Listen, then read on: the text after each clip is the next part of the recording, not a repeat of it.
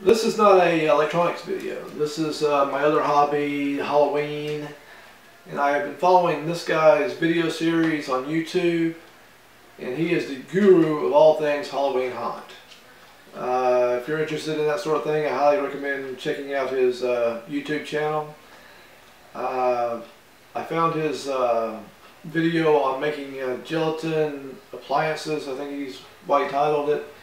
It's basically you're making rubber material.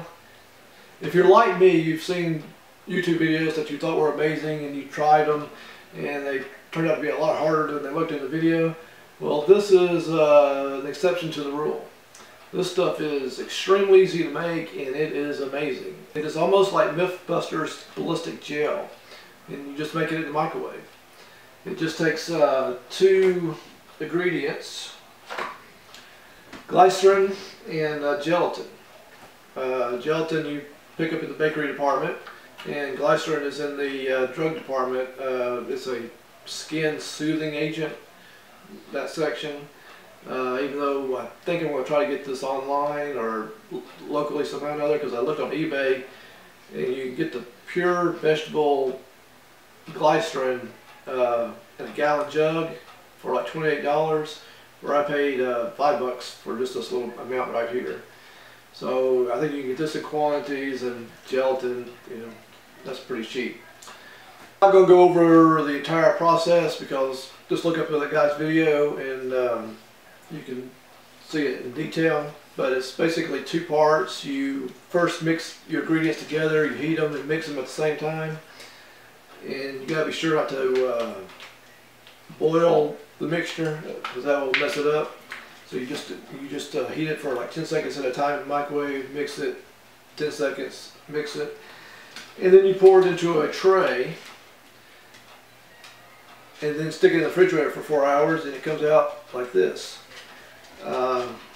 Then you can take these pieces, and you generally want to pour it kind of thin in the tray, because what you want is small chunks of this, because you're just going to put it back in a bowl. You're just going to put even this I cut into smaller pieces and put in the bowl, and then microwave again. And you just do it 10 seconds, stir, 10 seconds, stir until it's liquefied.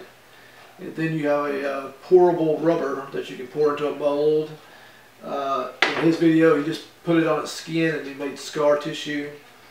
If I can get enough of this material, I think I can make a full rubberized mask or creature. My first attempt at a mold was the nose that you saw in the opening of the video. I made it with just a modeling clay pinch pot. I just pinched out the hole in the center and I poured the gelatin in, and before it set, I poured out as much gelatin in as I could to leave a hollow opening in the end of it. I had to tear the mold apart. It was just a sort of a one-up project anyway. You don't want all your troll noses looking exactly the same, I wouldn't think. Yeah, you can do this stuff just amazingly quick and easy. I need some spirit gum to stick this thing on, but it kind of sticks fairly well on its own. On its own, it sticks fairly well. You trim this part off here, and then you use witch hazel to soften the line between the prosthetic and your face, so it's not as noticeable. And if I had a spirit gum, it'd stick a better, but it's suctioning on there pretty well. But I would think it'd be kind of easy to make a whole mask with this stuff, or even just a half mask, chin maybe. It's pretty amazing. It is cheap.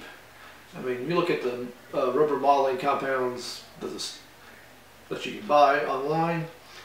This stuff is extremely cheap comparatively, and it is strong. I mean, I probably could tear it if I wanted to, but it's really strong material.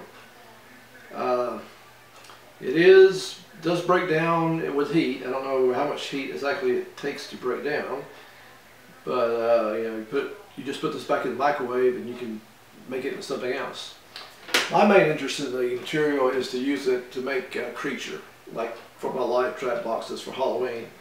So I was thinking about using the modeling clay to model out a shape and then pour this over it to make a fleshy shell. And then cut it off and put foam or something inside of it to give it a structure.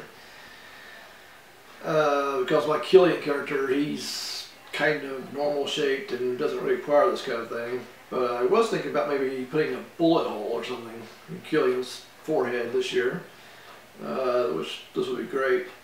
I've just been really amazed with it. Like I said, never had anything that was this simple to do and come out this great before.